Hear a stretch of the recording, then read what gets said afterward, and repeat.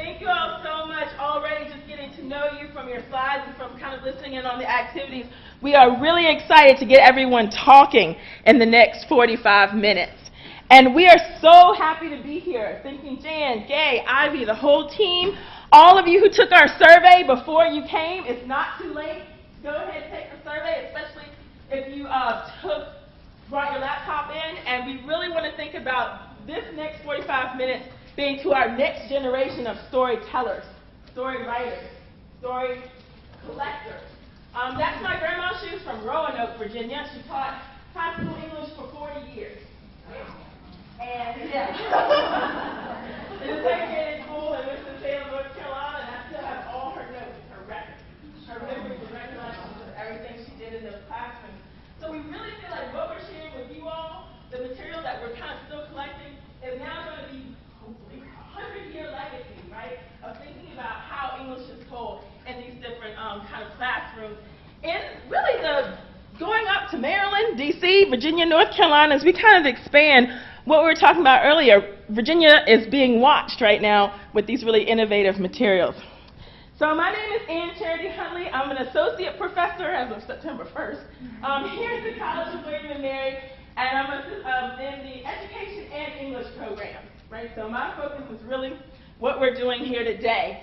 And I serve a couple roles here. Another thing that really has influenced the way I'm thinking about this is a professorship in community studies.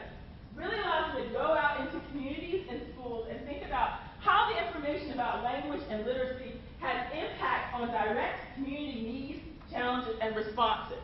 So you're going to see some of that reflected today, but we're going to talk a little bit about that tomorrow. My newest role really is this new program. It's going to be announced in about 2 weeks, so y'all will hear about it a little bit before. A campus-wide mandate to say, you know what, we're going to pay special attention now to minority students, first-generation students, students who had particular adversity before they come to the College of William and Mary. 40 of them will get full tuition, right? So I can go out to your schools and say, I expect to see you there because tuition won't be an issue. And we're really going to also think about what kind of programming, what kind of support do those students need to make their experience here as wonderful as possible from the day they spend on campus. So along with this initiative, I will be teaching a first-year writing course to really have that particular group of students that we're kind of thinking about. Sasha, when she gets that advance and then she will be able to come here, what does she need to support her across those college years? So that's kind of the vein that we're thinking about this language information about today. So Christine, you can introduce yourself. Yeah. Hi everybody, Christine. I drove in this morning from Baltimore with Amy, and she'll introduce herself in a minute. I'm an assistant professor at the University of Maryland, Baltimore County, which is in Baltimore. And I'm in the Department of Language, Literacy, and Culture. So our mission is understanding language in the realm of learning language, all the way through how language is important for our own cultures and our identities and the role that language plays in society. So I really see language as this critical piece for all grades of education. I grew up in North Carolina, and so I'm glad to be sort of in the South again. It was kind of nice once we stopped for coffee. People said, have a great day, you know, and I felt like I was back in the South again. So I got my undergrad at UNC Chapel Hill, and then master's and PhD at North Carolina State. So I have a great love for Southern universities and Southern colleges. So I think it's really great to see this kind of exciting work going on here in the South. Okay, Intia's back there because we like to move around the room. So. Hello everyone, my name is Intia. I am from Baltimore, born and raised, educated in the Baltimore City Public School System. I'm currently a graduate student in the Language, Literacy, and Culture program at UMBC with a dual interest in language variation in K-12 STEM, as well as the globalization of English through hip-hop culture and music. So I sort of have that dual interest when it comes to language and sociolinguistics. As you can see, I am again a Baltimore native. I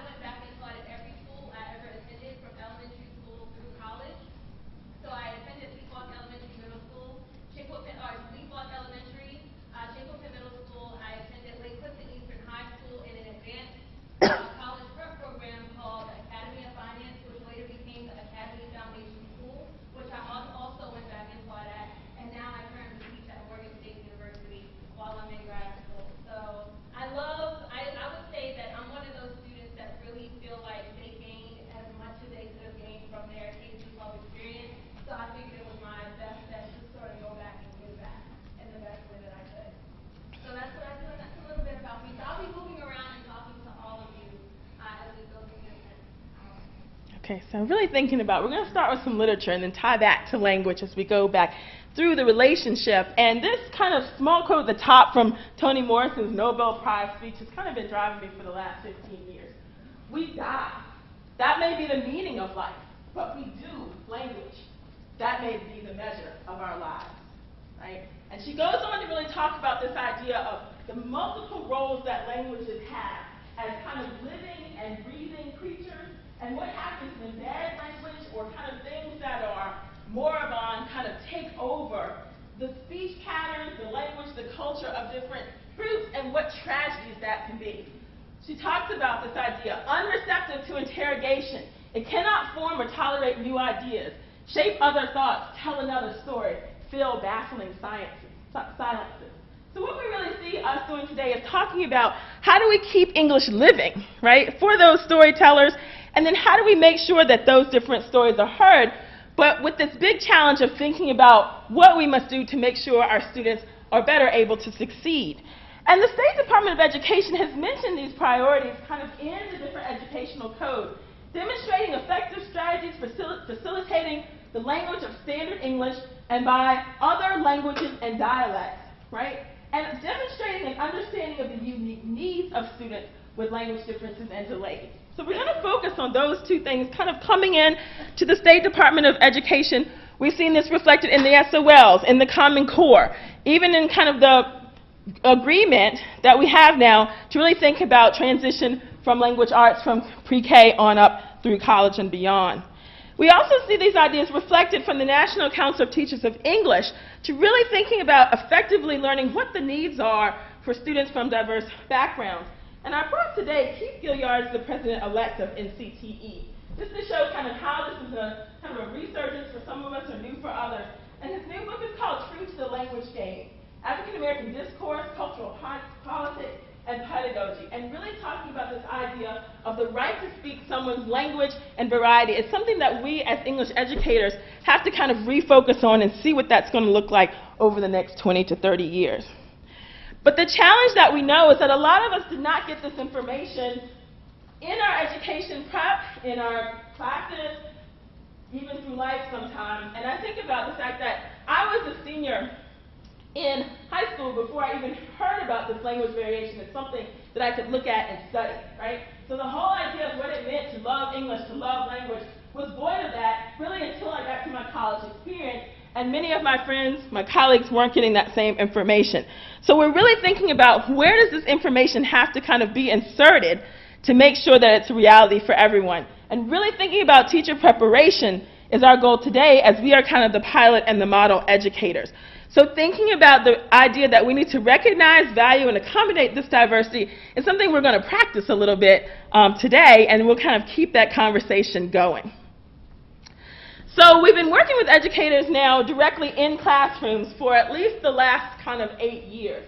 And some themes have come up, and everyone that is willing to take our survey kind of gives us kind of their point of view. So we've added these in here. How do we affirm students' language and their background? How do we reconcile respect for home varieties with standard English? And how do we facilitate dialogues about teaching in different speech patterns, learning, and really in the classroom creating respect from student to educator and then from student to student? So really the big question in the middle is, where do we fit this all in the school day? And that's something that is really an ongoing challenge that we want to think about this information is new on top of everything else we have to do, and so what's the best way to do that? And every classroom, every educator that we've worked with has helped us with that insight. So really thinking about the fact that we have to work together to get this information out there and explore the best practical applications so that we can affect language policy. Christine and I have been really excited that people have started listening, right? The state of Maryland, the state of Virginia, the American Federation of Teachers. So things that seem kind of far-fetched, even for us as we started, have now become central to kind of some of these larger bodies. So this whole notion that people are listening to us, we've really seen that to be true. So we want your voices to be the main ones